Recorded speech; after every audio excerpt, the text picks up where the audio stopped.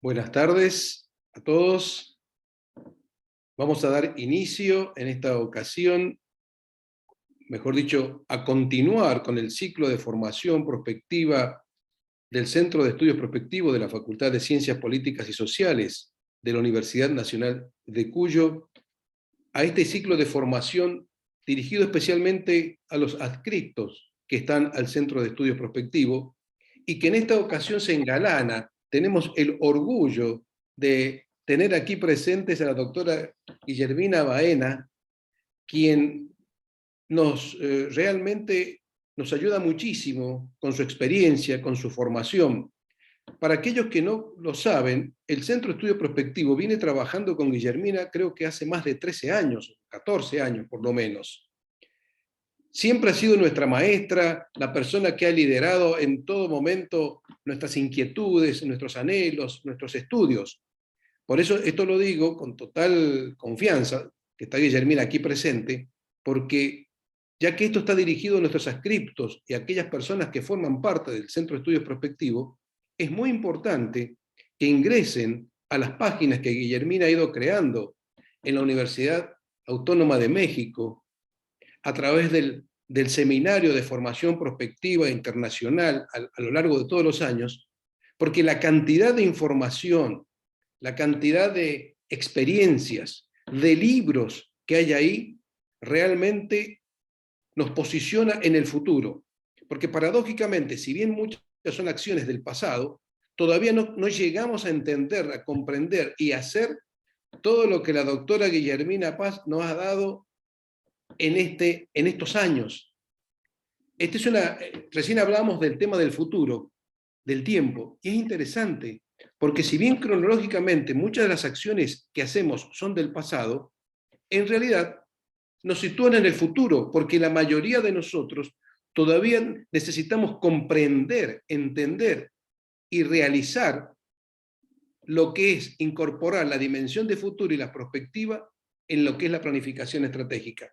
Y en eso, la doctora Guillermina Baena Paz es una excelente expositora y sobre todo, más allá de dominar el tema en general, en particular en el tema que hoy nos compete y nos reúne, que es el de seguridad humana.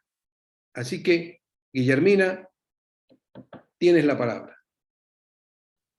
Muchísimas gracias, realmente inmerecido todos tus elogios. Al contrario, yo me siento muy bien de estar entre amigos y de que podamos platicar y compartir algunas ideas. Creo que entre todos estamos construyendo realmente el futuro, no una sola persona. Y bueno, pues cada quien está poniendo una gotita, ¿verdad? De agua en este gran mar que es el del futuro. Y como diría la madre de Calcuta, pues sin esa gotita el mar no tendría el mismo tamaño.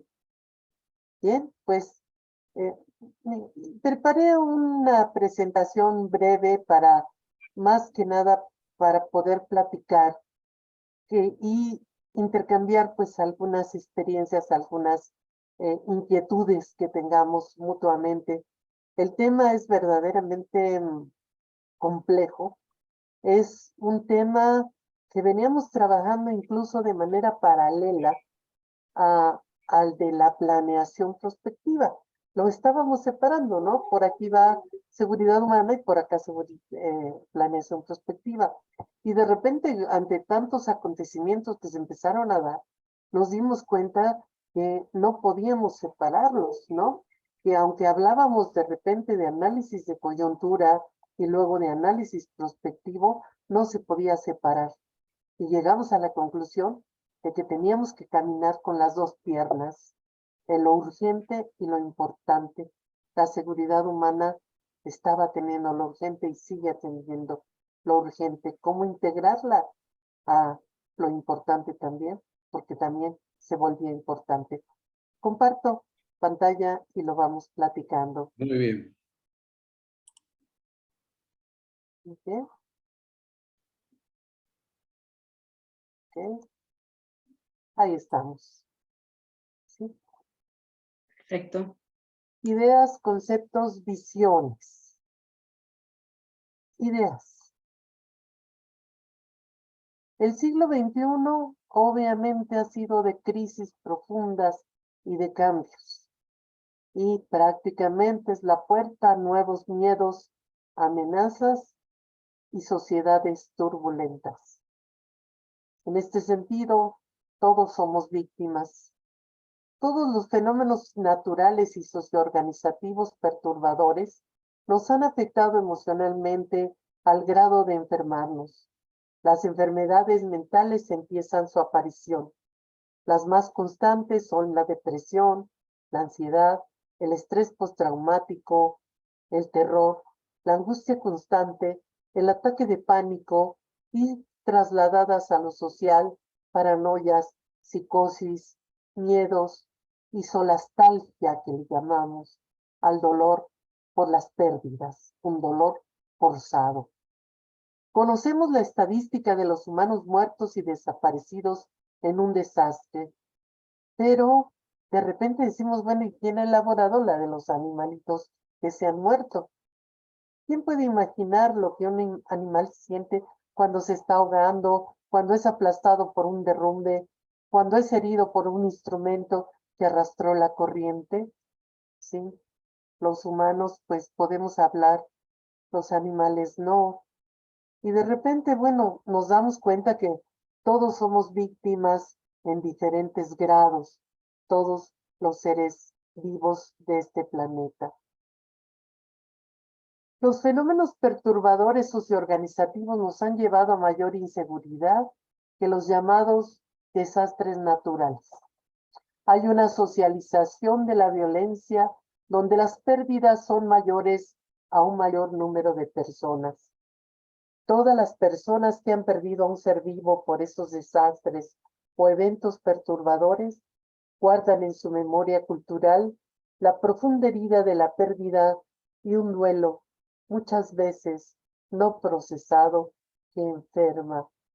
Así hemos visto con todo el dolor que hay movilizaciones constantes pidiendo justicia aquí en el país, en México, cantidad de gente, madres buscadoras, madres que buscan a la gente que han perdido. Ha sido un drama cotidiano, un drama que parece ya parte del paisaje. Y es difícil poder entender cómo estas pérdidas se pudieran superar. Simplemente ayer hubo, después de 3 años de un individuo que mató a su pareja, fue juzgado. Tardaron 3 años en procesarlo. Le dieron 70 años de cárcel, pero la madre decía, esto es una situación agridulce. Se hizo justicia, pero 70 años no nos devuelven a nuestra hija muerta. De esta manera, una pérdida, por cualquiera que sea el motivo, no es un simple despojo de algo que se desprende de lo material. En su trabajo sobre el duelo y la melancolía, Freud hace un importante señalamiento ante la pérdida. El individuo sabe a quién ha perdido, sea este un sujeto o un símbolo, como la libertad, la patria, la seguridad, pero lo que no sabe es lo que se ha perdido con él. Esta sentencia tiene implicaciones muy importantes para la seguridad humana. La pérdida no solo como desaparición de una persona, objeto o símbolo, sino lo que el sujeto, objeto y símbolo representaban para el individuo. Eso es algo que a veces algunos tomadores de decisiones no entienden cuando insisten por todos ámbitos que lo más importante es salvar la vida, dejen todo lo demás que no importa. Y a veces lo demás que no importaba era lo que le daba sentido y significado a la vida del individuo. Entonces, ¿qué es lo que estamos entendiendo como pérdida? La solastalgia, decíamos, es el dolor por la pérdida forzada. La atención a la persona debe ser biopsicoemocional. La complejidad de las catástrofes, las amenazas y riesgos constantes obligan a una situación diferente que encara visiones multidisciplinarias y situaciones nuevas. Cuando en condiciones de estrés postraumático se pierden vidas o animales, sea por la fuerza de la naturaleza, los asesinatos, secuestros o accidentes, o bien porque alguien estuvo en el momento que no debió estar. La gente queda con un profundo sentimiento de pérdida, solastalgia, como un dolor agudo de todo aquello que encarnaba la pérdida que le daba sentido de pertenencia y significado a su existencia. Ahí es donde actuaría con su profundo sentido el valor que tiene la seguridad y la seguridad humana. Este es un esquema, no me voy a detener mucho en él, porque la propuesta es, ¿por qué no trabajamos una seguridad humana sin fronteras? El PNUD, cuando empezó a hablar de seguridad humana, habló de varias dimensiones que debía tener esta seguridad humana. De alguna manera, en los óvalos están presentes esas dimensiones, la dimensión económica, la física, la familiar, la salud, la ambiental, la jurídica, la social, comunitaria. Y aquí esta telaraña nos empieza a revelar cómo todas tienen que ver con todo y todas se complican una y otra vez si el asunto no es atendido de manera integral, de manera completa, ¿sí? Si nosotros le ponemos a la seguridad la frontera económica y hablando de fronteras no solamente en un país, sino en varios países, todo tiene impacto y tiene que ver con todo. Es algo que tenemos que ir estudiando, revisando, ¿sí? Y viendo efectivamente hacia dónde podemos redireccionar el problema de la seguridad humana. Conceptos. De la visión estatocéntrica a la humanocéntrica. La seguridad humana, pese a que desde el 1994 es reconocida por el PNUD, empezó a encontrar sentido y significado ante los sucesos impensables que la humanidad ha vivido en el inicio de este siglo XXI. Hemos pasado de la seguridad como monopolio del Estado a la seguridad desde el centro vital de la vida de las personas, o llamada seguridad humana. La seguridad humana esencialmente se enfoca en adoptar medidas que contribuyan a evitar el sufrimiento, que nos proporcionen algún nivel de protección frente a las principales amenazas a la vida humana que se suceden en situaciones cada vez más impensables. El principio que seguimos en perspectiva de piensa lo impensable porque está sucediendo mucho, se repite una y otra vez de manera cotidiana, ¿sí?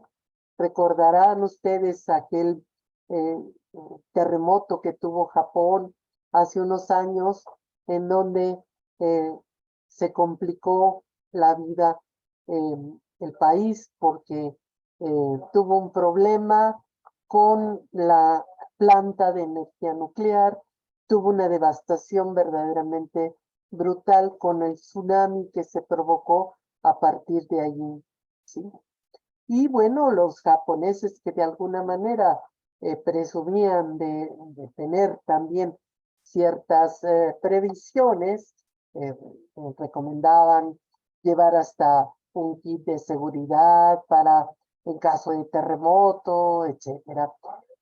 Habían revisado que las plantas nucleares estarían mejor si estaban cerca del mar, ¿sí? Al cabo que si había un calentamiento de la planta nuclear, con el agua del mar se podía enfriar. Nunca calcularon que un tsunami podía destruir una planta nuclear. Entonces, esto es lo que empezó a suceder una tras otra vez, ¿sí?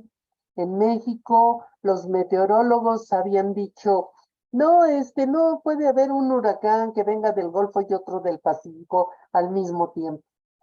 Y en ese recuerdo el hecho del tsunami y del terremoto de Japón, porque sucedió en este país, ¿sí? Se dieron al mismo tiempo los dos huracanes. Bien, pues la inseguridad obviamente se ha vuelto cotidiana. Actualmente, para la mayoría de las personas, el sentimiento de inseguridad se debe más a las preocupaciones sobre la vida cotidiana que al temor de un cataclismo en el mundo. La seguridad en el empleo, en el ingreso, en la salud, en el medio ambiente, la seguridad respecto al delito, son estas las preocupaciones que están surgiendo en el mundo sobre la seguridad humana y también la seguridad animal. Hay este espacio vacío porque originalmente había una diapositiva, no sé qué jugadas me está haciendo la diapositiva, pero les comento, en donde se mostraba, imagínense, un cocodrilo que estaba encima de algo que encontró para salvarse en una inundación en el estado de Tabasco. Era de una ternura impresionante. El cocodrilo, de quien todos tenían temor y miedo, ahí, pobre de él, también con un gran temor, tratando de salvarse, ¿verdad? De no ahogarse. Impresionante. Ah, miren, ya apareció. Ahí está. Muy bien. Como ustedes pueden ver. Y ese cocodrilo era famoso en Tabasco porque allí, por cierto, la Universidad Principal de Tabasco estaba junto al río, ¿sí? Y en ese río andaba ese cocodrilo, ¿sí? Eh, era famoso, ¿sí? Bueno, no se supo qué pasó con él después. Los tortuosos intensos acontecimientos que vivimos en pocos años, como el 11/9, las guerras de Medio Oriente, han llevado a reconceptualizar el concepto de seguridad y todavía ni siquiera desaparecía la pandemia y menos estaba muy más alejada la guerra de Ucrania.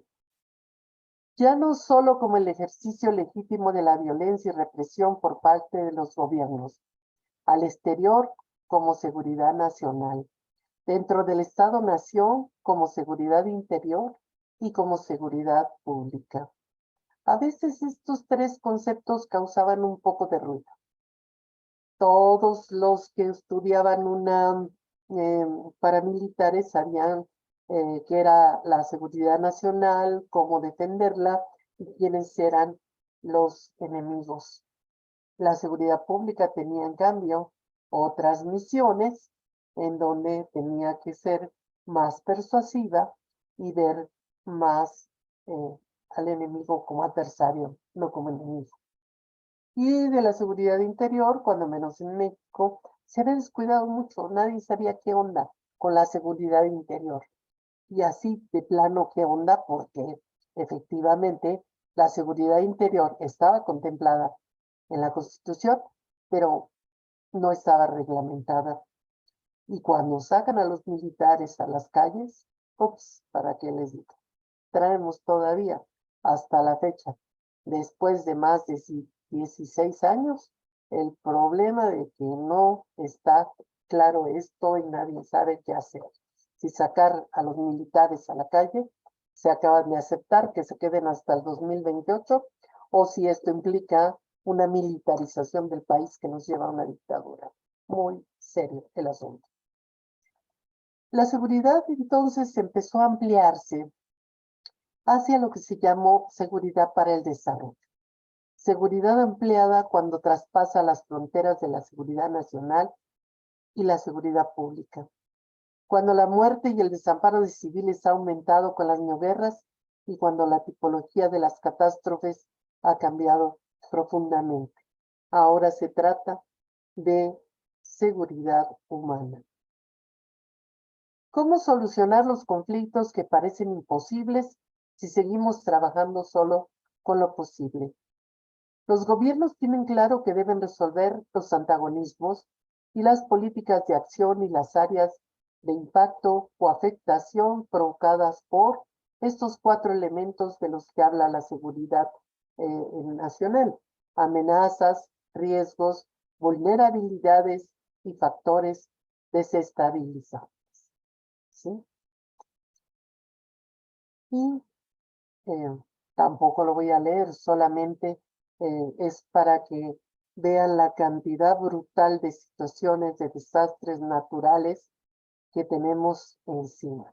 Prácticamente, ¿verdad? Es una situación que comenzamos a vivir todo el tiempo y por desgracia, a partir del calentamiento global amenazante, pues cada vez estamos en situaciones más complejas.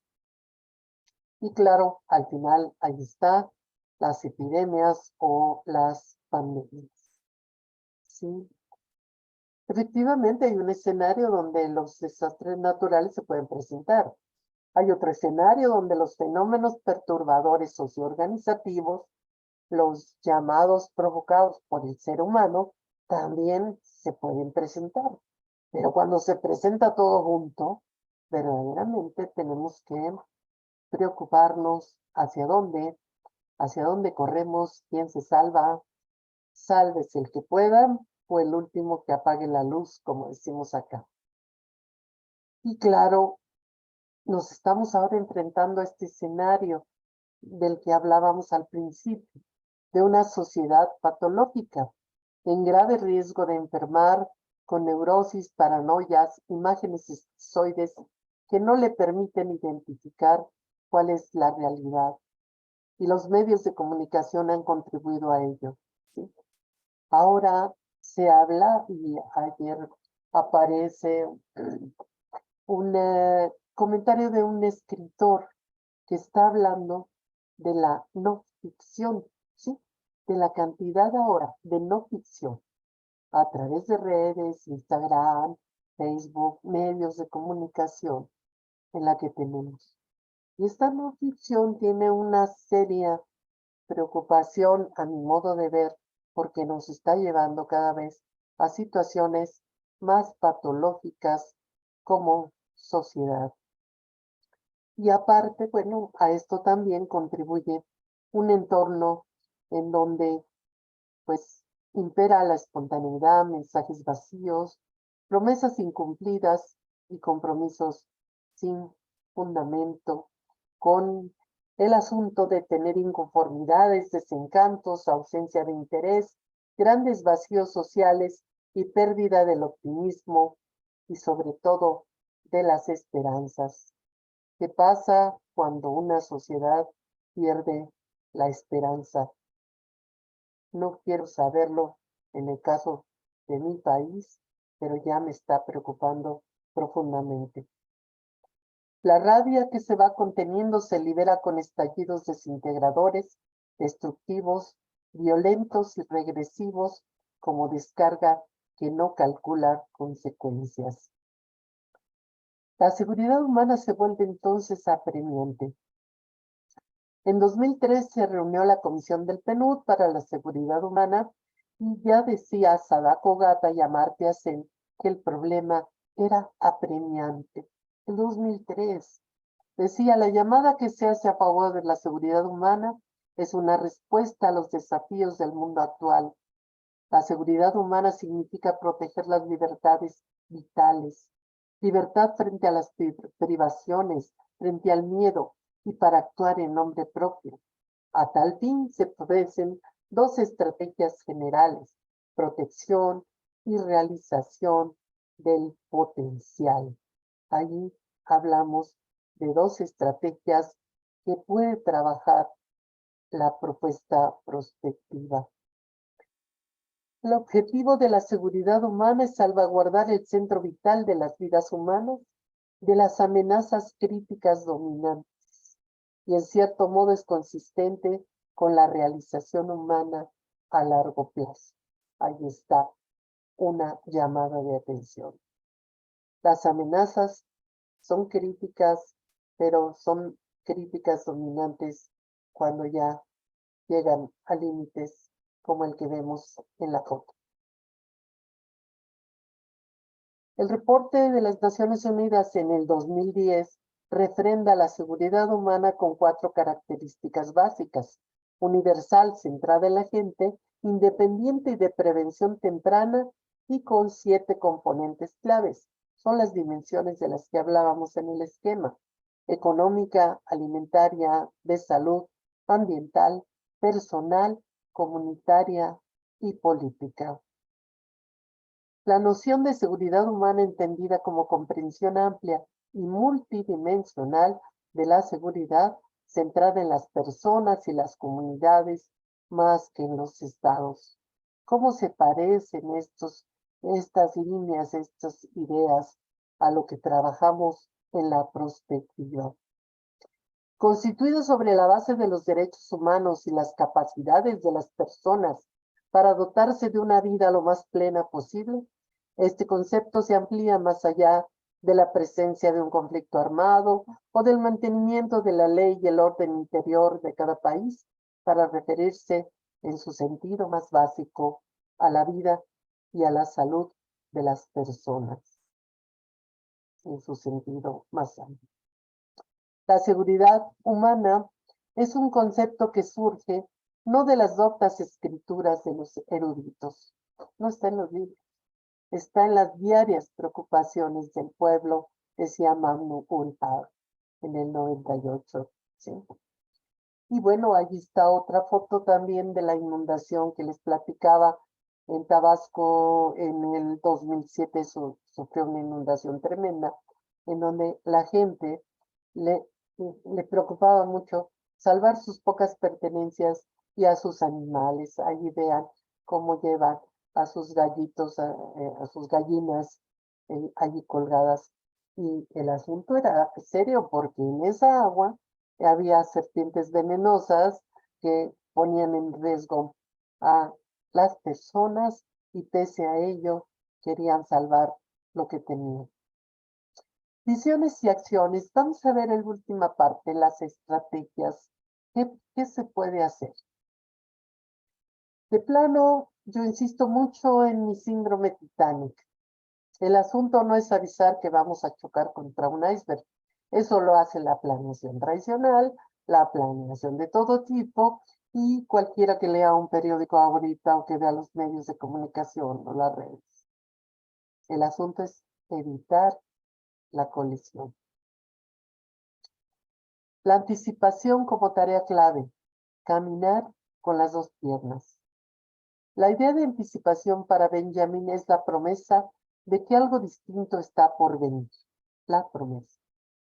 El futuro no existe en el presente. La anticipación sí.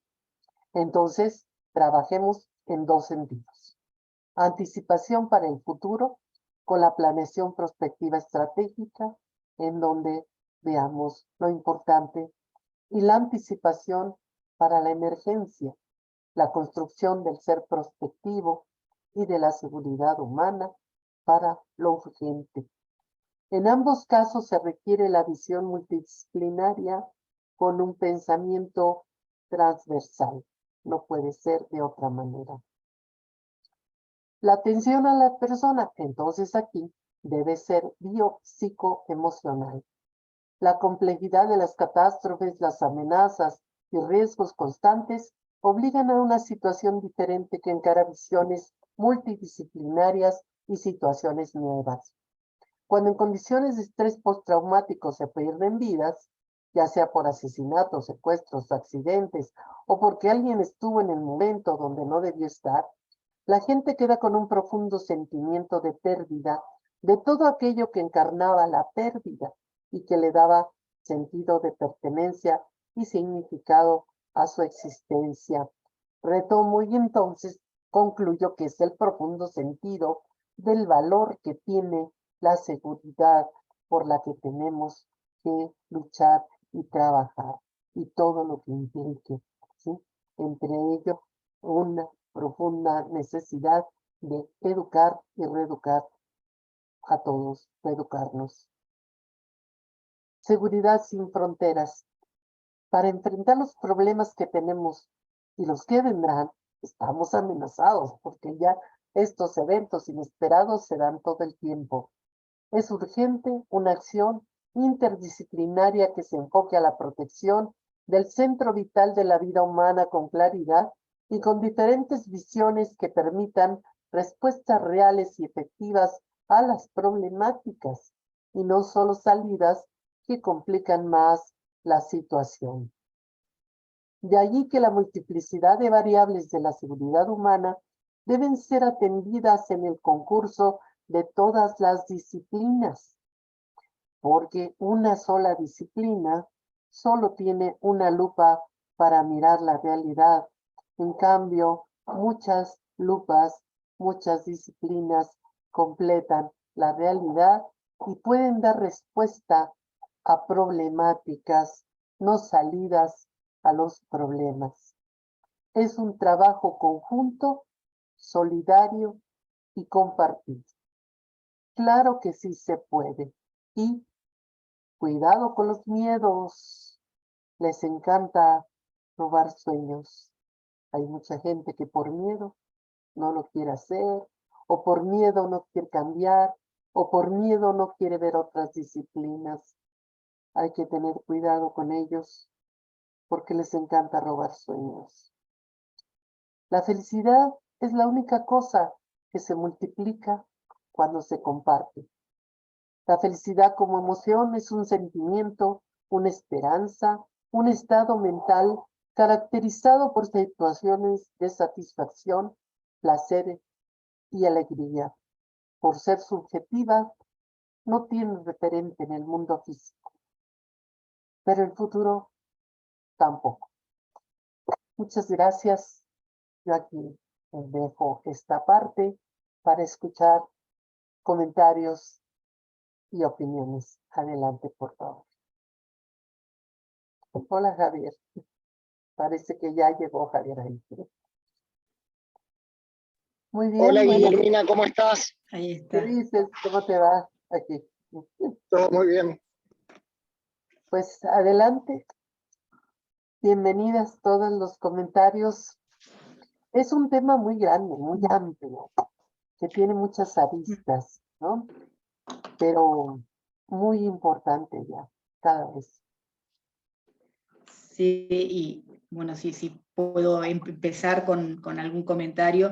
Me parece que es un tema al cual no estamos muy habituados a reflexionar, ni individualmente, ni tampoco desde la disciplina, desde lo institucional. Así que, bueno, agradecerle su presentación y particularmente un tema en el cual yo nunca me había adentrado, así que me pareció muy interesante el enfoque de la vinculación entre lo individual y lo social y cómo estos fenómenos terminan interactuando y terminan expresándose también a nivel social a partir de manifestaciones de crisis, de descontento, de desesperanza, así que me parece que en estos tiempos también corresponde reflexionar sobre estas cuestiones y cómo esto opera en las sociedades y cómo también esto se termina reflejando en los vínculos que tienen las sociedades con sus liderazgos también. Entonces, bueno, ahí por lo menos desde la mirada quizá más de las ciencias sociales y políticas, también me parece un aporte muy interesante que ha realizado. El tema de la cuestión de los desastres climáticos evitables y la necesidad de la mirada anticipatoria y de la planificación y cómo esta imagen que usted describe de caminar con las dos piernas, de que deben ir acompasadas en la reflexión y en la praxis estos dos elementos. Y bueno, y para terminar agradezco también el mensaje esperanzador, ¿no? Porque si uno va recorriendo toda su presentación con toda la mención a todos estos eventos catastróficos y terribles y de crisis humanitarias que estamos viviendo a nivel global, bueno, tener también un mensaje esperanzador de la posibilidad de transformación que existe a pesar de todas estas condiciones. Así que nuevamente agradecerle la presentación por mi parte. Gracias, Silvia, muy amable. No sé si hay algún otro comentario. Le damos la palabra primero a don Gabriel Escobar, que seguramente tiene algo para decirnos. Estaba tratando de enfocar el tema porque me toca por dos lados. Y primero, maravillosa la exposición de Guillermina porque evoca demasiadas cosas. Pero en lo que hace a lo ambiental, que hoy, como bien marcabas, con el tema del cambio climático, a pesar de todas las advertencias, no nos hemos puesto en la cabeza, y hablo como humanidad y como comunidad, que el cambio climático va a acentuar los eventos extremos. Y ahora ya lo estamos viviendo. Y ante esta situación, más allá de todas las medidas que podamos tomar de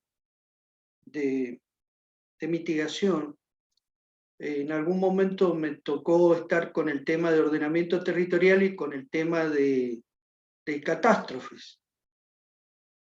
Y realmente las medidas que se toman en la primera media hora, en las primeras 2 horas y en las primeras 24 horas definen absolutamente el resultado de una catástrofe, de cualquier especie, más allá de lo que se puede haber hecho antes con medidas de prevención. Acá en Mendoza tenía un profesor que siempre ponía el ejemplo de un gobernador que gastó una fortuna poniendo las defensas aluvionales en una dirección y la inundación vino por otro lado. Y se murió amargado, y esas defensas nos salvaron de 20 inundaciones más. La única que vino, le tocó vivirla a él. Pero lo que no habían hecho la línea Maginot y no habían previsto la evacuación. Lo que no habían hecho era un plan que se hizo de estudios en la ciudad de San Rafael y que terminó en un archivo, el cual establecía que en un evento catastrófico estaba todo muy bien hecho, salvo que no funcionaba nada, por la sencilla razón de que lo primero que había que evacuar, con ese ejemplo que pusiste del Titanic, era a los vulnerables. Y no habían tomado cuenta de que determinados barrios, por la mayor antigüedad, tenían la mayor cantidad de personas mayores y de niños chicos, porque los padres se lo dejaban a su cuidado. Entonces decían, bueno, si tenemos una catástrofe, una inundación, un sismo o cualquier cosa, nadie se dio cuenta de ese barrio, nadie se dio cuenta de esa situación. Eso en lo ambiental. Y ahí, qué maravillosa que es la herramienta prospectiva, porque un buen diagnóstico y una buena técnica de escenario nos lleva a la inevitabilidad de las contingencias de la vida humana, pero a que esas contingencias tengan dos aspectos. La primera, esas personas estaban salvando a sí mismas, y estaban salvando las gallinas que eran sus bienes, pero estaban salvando sus gatos que eran sus afectos, estaban arriesgando su vida por sus afectos. Y qué bueno hubiera sido que esas personas en realidad no escaparan, sino que se dirigieran a un punto de concentración que ya sabían donde el Estado los iba a apoyar. Más cerca o más lejos, no importa. El solo hecho de tener una referencia en una catástrofe. No sé si a alguien le ha tocado estar en alguna situación de crisis, pero lo que yo he visto es que no hay nadie que sepa hacia dónde nos tenemos que dirigir. Cualquiera que se para y camina en una dirección con voz calma, convoca. Son medidas de prevención y yo agradezco mucho haberme encontrado un día con la perspectiva, gracias a Luis, haberme perfeccionado, gracias a vos, a Tatiana, a Javier, porque permite representarse ese escenario en un momento que no se ha producido y después en ese momento que se está produciendo. Y en el otro aspecto, que es el que me toca de seguridad, me ha tocado hacer muchos años penal, Y uno es la situación de mayor crisis, porque es donde uno se encuentra a víctimas y victimarios, y al mayor victimario de todos, que es el Estado, el mayor victimario de todos, cuando no colabora. No le sirve de nada a una persona que condenen a otra. Sí le sirve a la sociedad como medida de punición, reparación y todo lo demás. Y cuando digo que no le sirve nada a una persona, no es una persona con nombre y apellido, sino que son todo un tejido de personas. Si el tejido social no es reparado, no sirve de nada que se condene. Eso estamos, y lo hicimos, un desarrollo en un trabajo con Federico Raño, sobre el tema de la justicia restaurativa en materia ambiental. No sirve de nada que se condene a alguien que produjo un episodio de contaminación y comprometió a las futuras generaciones, comprometió el desarrollo, comprometió todo, si a su vez esa persona no asume su responsabilidad y ese tejido social no ve que hay una respuesta restaurativa de eso. Para eso también, tanto Federico como a mí, la perspectiva se nos volvió una herramienta maravillosa, porque nos permitió ver esas dos situaciones. Y en tercer lugar, como siempre, me va a dejar pensando mucho tiempo. Muchas gracias, Guillermina. De nada, muchas gracias. Bueno, si me permiten alguna opinión al respecto. Sí, por favor, Gracias, adelante. Guillermina. En primer lugar, realmente todos somos deudores de esta experiencia, de estos conceptos, de estas ideas que nos brinda Guillermina, porque dentro de la comunidad de prospectivistas es la persona que ha tomado a su cargo el semejante e importante tema de la seguridad humana. Es decir, ninguno de nosotros, como decía Silvina, en general, nos ponemos a pensar en este tema. Es decir, es uno de los temas donde cada uno y la sociedad en su conjunto los padece. Es decir, cuando nosotros hablamos de la actitud frente al futuro, si hay un tema donde realmente somos reactivos, es en este tema de la seguridad humana.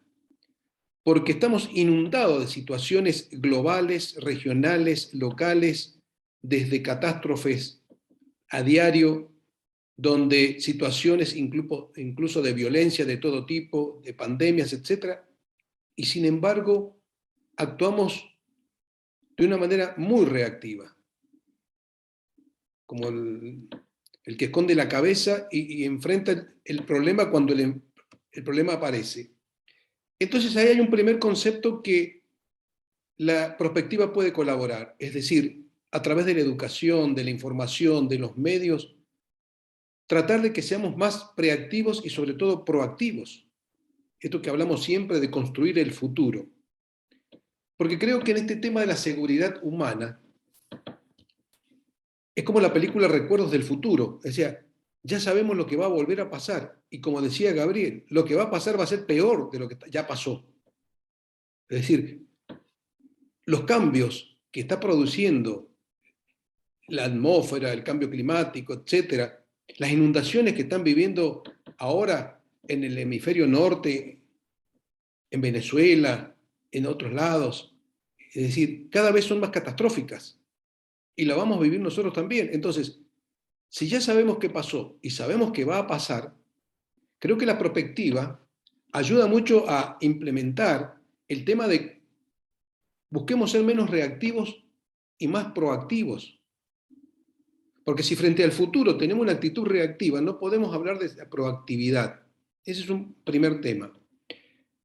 Otro tema que me parece importante es que de a poco estos conceptos de seguridad humana se deben ir incluyendo, y creo que se está incluyendo, en el tema de nuestra agenda común de Naciones Unidas para fortalecer, complementar y trabajar los ODS, del 2030, donde hablamos de muchos temas, pero pocas veces hablamos de seguridad humana como un tema, como un punto catalizador, un factor clave del futuro. O sea, como que los temas los tomamos fragmentadamente, pero no, como dice Guillermina, integralmente, y donde buscamos soluciones de tipo universal, donde hacemos valer el término de lo local, o sea, porque son contingencias globales, pero que demandan un actuar local de cada uno de nosotros.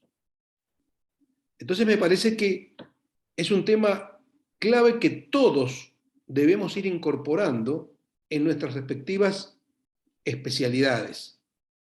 Porque en el fondo de lo que se trata es de superar nuestro egoísmo, porque los temas de la seguridad humana no hacen que cada quien haga prevalecer su egoísmo, sino que lo que necesita es pasar a ser más mundicéntricos, tener una actitud, tener valores, tener ética que sean más universales, que vayan más allá de las fronteras. Y en eso es muy importante, incluso conceptualmente, ver el tema de seguridad humana no como fronteras, ya sean físicas, locales, espaciales, temporales o culturales, sino que esas fronteras se transformen en líneas. En la naturaleza existen las líneas. Las fronteras las ponen las personas, los hombres. Cuando uno atraviesa un país a otro, hay una línea demarcatoria natural, que puede ser una montaña, un río, el mar, lo que sea. La frontera la pone el ser humano. Y al poner fronteras, ponemos una verdad de un lado y una verdad del otro lado. Cuando en la naturaleza, la línea, por ejemplo, de la playa separará el mar y la playa, pero no hay una frontera. Entonces, esto es muy importante porque la seguridad humana se debe basar en líneas que se unan y no en fronteras que separen. Entonces, creo que los conceptos, las ideas, las estrategias que Guillermina nos brinda en esta temática, debemos nosotros no solo aplaudirla, no solo estar de acuerdo, sino pasar a ser difusores, difundir estas ideas, porque son verdaderas ideas integradoras, que destruyen las fronteras y nos transforman en líneas que pueden consensuar un futuro mejor. Así que, Guillermina, te agradezco enormemente estos conceptos, realmente nos iluminas siempre con tus palabras. Gracias. No, al contrario, muchísimas gracias y como siempre aprendo mucho de todo esto que han dicho ustedes y de Luis, que siempre es nuestro filósofo de la perspectiva, aunque no quiera. Y dos detalles nada más a propósito de esto de la decíamos, bueno, yo decía, la seguridad humana efectivamente, por eso la frase de no sale de los doctos escrituras de los brillantes tops que nos iluminan, es de las preocupaciones cotidianas, ¿no? Entonces, aquí tenemos unos ejemplos. De repente el país anuncia con gran pompo, vamos a celebrar, comillas, no sé por qué dicen celebrar, el aniversario del sismo, tremendo sismo del 85 que causó tantas muertes y problemas. Y resulta, hacen un simulacro y a la hora tiembla, ¿no? Y luego vuelve a pasar, 3 años después, del 17 acá, vuelve a pasar. Hace el simulacro y a la hora, 2 horas, tiembla. Entonces, dice uno, bueno, ¿de qué se trata? Ya no es coincidencia, ¿ok? Bueno, se trata, entre otras cosas, de estos sucesos impensables, ¿no? Que se van a dar y que, bueno, tenemos que estar preparados. ¿Qué fue lo que pasó? Entonces, ¿qué hemos aprendido de todo esto, no? A veces son detalles muy pequeños. Por ejemplo, nos dimos cuenta que, yo insistía mucho, que no hay protocolo para las personas mayores, por ejemplo, ¿no? Entonces, relataba un compañero, empezamos, sonó la alarma y empezamos a correr para bajar, ¿sí? Pero en el segundo piso, la señora vecina tenía sus macetas y estaban obstruyendo una parte de las escaleras. Y en el primer piso, las personas mayores, una persona mayor iba bajando y no nos dejó porque no podía bajar, tuvimos que cargarla, ¿o qué pasó, no? Entonces, detalles de esos que a veces parecen, eh, pues, de sentido común, no los hemos revisado, no los hemos tomado en cuenta, no tenemos realmente protocolos adecuados, ¿no? Aunque sí hay un protocolo para simulacros sobre el sismo, ¿sí? Y yo siempre les pongo el ejemplo del submarino, que es algo con el que capacitan a los que van a trabajar en los submarinos, ¿no? Dicen, a ver, vamos a capacitarnos en diferentes planes de lo que puede suceder. ¿Qué pasa si se rompe una tubería y estás en el submarino? Entonces, ¿qué tienes que hacer? ¿Sí?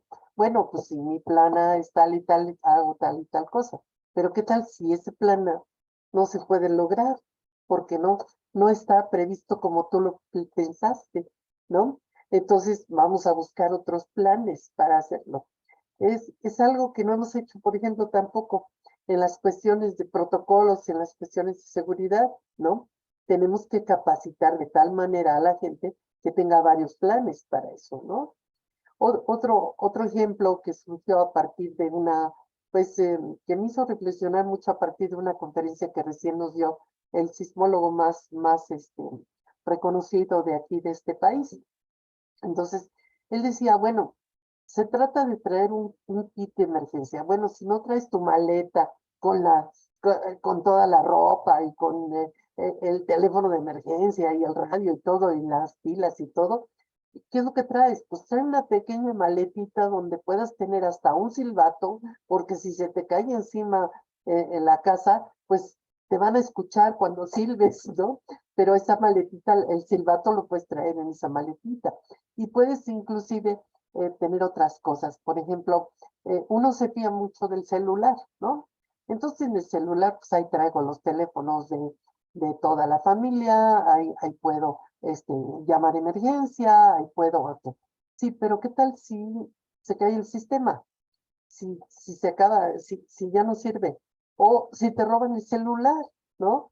Entonces, en esa maletita chiquita, apunta los teléfonos de toda la familia a mano, ¿sí? Y llévalo a mano, ¿sí?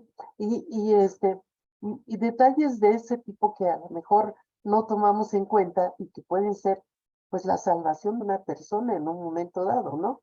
En función de qué es lo que no he tomado en cuenta, qué es lo que puedo todavía salvar, rescatar, cómo le puedo hacer, ¿no?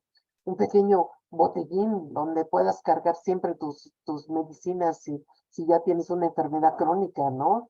No te separes de ellas, de esas medicinas, ¿no? Y detalles que tienen que ver con la anticipación, que tienen que ver con algunas precauciones elementales, ¿no? Si estás en un tercer piso, sube mejor a la azotea, ya no te va a dar tiempo bajar en 30 segundos, que es lo que la alarma te está indicando que va a durar, que te rescates, que pongas a salvo, porque si no, no vas a poder salir. Algunos detalles de esos que no tomamos en cuenta y que no preparamos a la gente para esos detalles, ¿no? ¿Y qué es lo que pasa, no? Que ahora el sonido de la alarma es el que causa más pánico, más desmayos y más alteraciones que la propia situación ya cuando está el sismo. ¿Por qué? Porque uno no puede saber el nivel de capacidad que tiene el sismo. Va a sonar la alarma cuando el sismo tiene más de 6 grados y dices, pues auxilio, ¿no? Sálvese quien pueda, ¿no? Entonces, pues te da un pánico espantoso. Entonces, ¿cómo ir controlando esa parte, ¿no? De que nosotros tengamos pues más la seguridad de que 60 segundos nos pueden salvar y podemos ponernos en guardia, ¿no? ¿Qué otra cosa? Y detalles de esos, hasta detalles como hace, hace unos meses se cayó un árbol encima de la casa y afortunadamente por alguna razón extraña no estábamos en la casa. Si hemos estado no hubiéramos podido salir. porque se cayó en la puerta de la casa. Entonces, detalles de esos, dices, qué tipo de, emergencia se va a presentar y cómo voy a salvar el asunto, ¿no?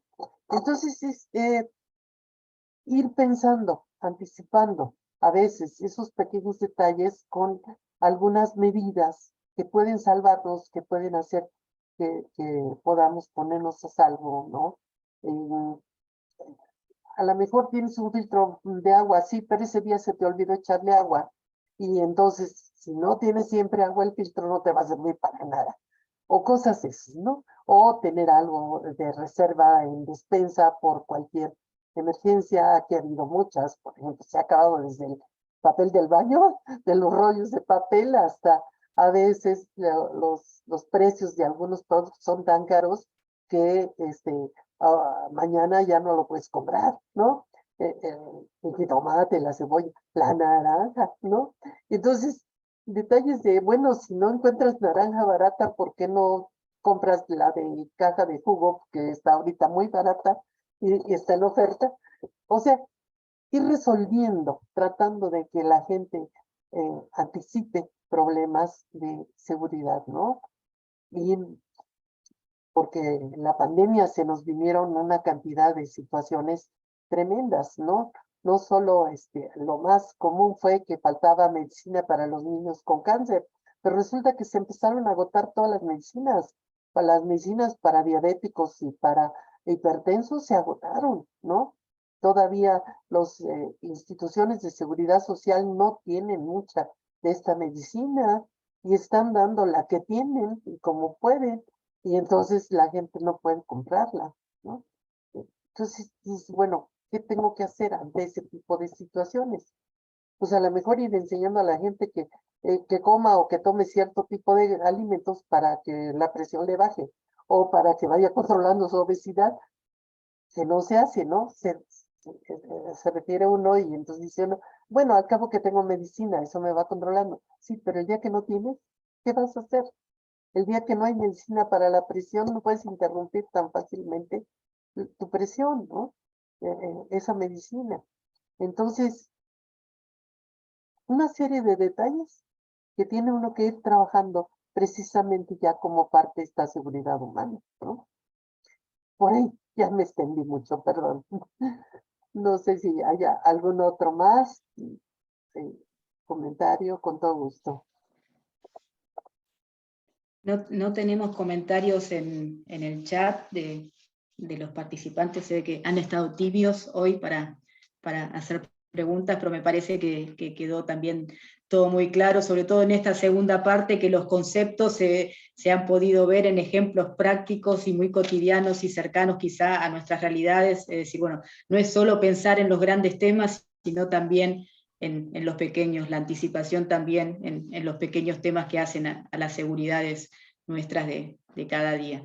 Así que no sé si Luis Gabriel, Luis, tienen algo más para aportar, si no, damos por finalizado, si les parece, aquí, y después haremos llegar el video a quienes no se han podido conectar en el día de hoy. Silvina, sí, Guillermina, en situaciones de crisis, todas estas pequeñas cosas o se solucionan o se alivian. Y creo que lo único que ha salvado a los grupos humanos ha sido la solidaridad. Alguna vez leí un libro de Droscher que no nos hablaba de ética. Yo estoy insistiendo mucho últimamente en todos los trabajos sobre el tema de ética, de esto es el comportamiento. Internalizar ese comportamiento de solidaridad. Pero en las situaciones de crisis surge mucho la animalidad del ser humano. Y si esa animalidad se conduce a algo que los animales no tienen, que es el salvajismo, ellos tienen otra cosa, que es la etología, y también tienen su ética de ayudarse. En las catástrofes no se atacan, sino que todos buscan seguir a los líderes hacia la salvación, que a veces no se da, porque el ser humano se ha encargado de cerrarle todas las puertas, pero es en estas pequeñas cosas donde a veces el tender una mano, el compartir, tal vez una llamada, yo creo que el COVID nos enseñó también que era mucho más tolerable, no teniendo el contacto humano, teniendo la solidaridad humana. Y en estos casos de pequeñas crisis, porque se puede dar la pequeña crisis de que le falta el medicamento porque está en falta, considerando nuestras situaciones nacionales, y es una catástrofe individual. Ahora, si hay un tejido social, hay un vecino, hay un hermano, hay un amigo, hay un extraño, se pasa, se alivia y a lo mejor se sobrevive y se supera. Pero si eso no está, es un verdadero drama esta catástrofe. Y sí es cierto, la seguridad nos ha hecho ver, siempre pensamos en las películas catástrofe y realmente no habíamos reparado esta parte que es tan dañina y tan chiquitita. Nuevamente, gracias, Guillermina. Como te digo, me seguí haciendo pensar mucho. Y gracias, Silvina. Aquí tenemos en el chat una pregunta de Eduardo, que pregunta cómo se puede describir a la seguridad humana con acontecimientos que se destacan como cisnes negros. Bueno, más que describir es casi, supongo que dices, Eduardo, cómo se puede vivir, ¿no? Cómo puede llegar a preverse la seguridad humana con estos acontecimientos. Eh, Tanto cisnes negros como cualquier otro evento inesperado, como sorpresas inevitables, como catástrofes, eh, desastres y todo esto. Definitivamente el cisne negro, como dice Taleb, es un suceso totalmente anómalo, ¿no?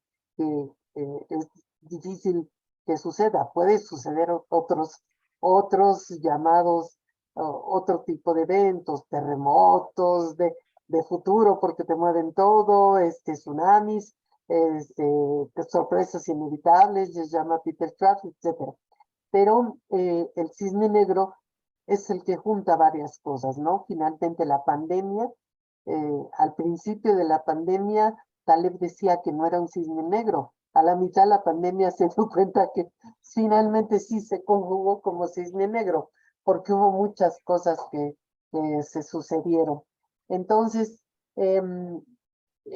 vamos a enfrentarnos, y los dos ejemplos que puse en la exposición, a sucesos que se van a dar así, efectivamente, varios juntos, ¿sí? Y entonces, la preparación que debemos tener, la formación, como bien dijo Luis, hay que educar a la gente para que trabaje por su propia seguridad, agregar esto en las escuelas, que tengan inteligencia somática para que sepa cómo es su salud, su cuerpo, su salud física, su salud mental, que tenga una inteligencia social para que tenga resiliencia con la comunidad, que tenga una inteligencia tecnológica para que sepa apropiarse de la tecnología y no que la tecnología sea la que controle el asunto, ¿no? Como esta parte que decimos, bueno, estás muy confiado a tu celular, pero ¿qué tal si tu celular se descompone, te falla o no sirve, ¿no? El celular puede ser maravilloso en todos los sentidos, pero no podemos apostar. Digamos que esto, Eduardo, sería la respuesta. No apuestes a una sola situación todo. Es como, decía yo, bueno, es que en la pandemia le apostamos a la vacuna todo, como si la vacuna fuera lo único que hubiera. No buscamos otras opciones. Entonces esto es como jugar en el casino, es apostar todo a una sola situación, ¿sí? Por eso también cuando hablamos de escenario apuesta, yo ya empiezo a ponerle comillas, ¿sí? Estamos apostando a una sola cosa y qué tal si no resulta, ¿sí? Entonces, aquí nos vamos a encontrar con lo que yo llamo el tenedor en el camino. O sea, de repente, pues sí vas siguiendo un escenario apuesta, que podrías llamarle escenario plausible, pero si no estás tomando en cuenta que puede haber un escenario catastrófico, aquí es donde aparece el cisne negro. Entonces, toma en cuenta que puedes seguir un escenario plausible, pero toma en cuenta que puede haber un catastrófico y que no podemos soslayarlo, ¿no? Y entonces, incluso pensar a tal grado de que cuando piensas que ya conociste el escenario catastrófico, puede haber algo peor, ¿sí? Aquí en México, por desgracia, estamos viviendo situaciones peores que tal catástrofe, ¿sí? Y a veces, sí, llegamos a la colisión en algunos y podemos llegar hasta el colapso que no queremos, pero hay otros, ¿no? Peor que el catastrófico podría todavía suceder. Entonces, hay que tomar en cuenta ambas situaciones. Vamos por lo plausible, pero aguas con lo catastrófico, ¿sí? Sería la respuesta, Eduardo. Muy bien. Silvina, ¿me permitís? Sí, claro, Luis.